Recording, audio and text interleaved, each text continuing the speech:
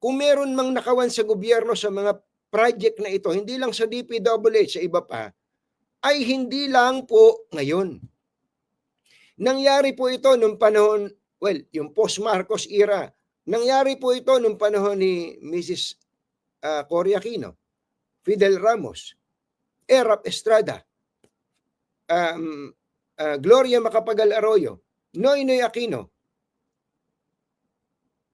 Rodrigo Duterte. May nakawan po sa gobyerno. Hindi po tayo, wala po tayo sa perfectong panahon. Wala po tayo sa perfectong sitwasyon ng mga nakaraan.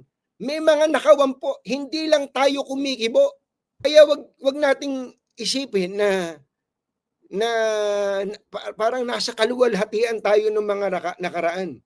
Hindi po totoo yun. Ngayon, malala. Yun po yung sinasabi natin. Sabi nga ng Pangulo, dapat magalit tayo. And in fairness to the President, nung pong nagsalita siya nung sona niya, nung sinabi niyang, mahiya naman kayo. Mahiya naman kayo.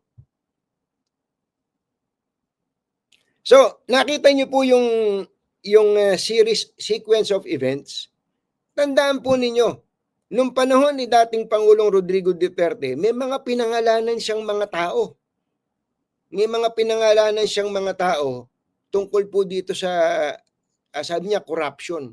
Pero meron ba siyang naipakulong na corrupt noon nung panahon niya?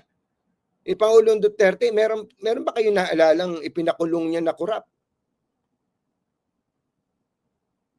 Hindi ako, baka naman nalimutan ko lang. Meron ba? Wala. Pero in fairness dito sa presidente na to, si Pangulong Bongbong Marcos, magalit na kayo sa akin o magalit, kung hindi niya kinumpronta to, hindi tayo ganito kagising sa katotohanan. Hindi po ba, mga kababayan? Kung hindi ginawa ni Pangulong Bongbong Marcos tong mga pinagagagawa niya na to, hindi sana tayo mulat na mulat ngayon, galit na galit ngayon, na meron palang ganitong klase ng sistema. Ano po? Mga magulang at mga mahal na taga-subaybay,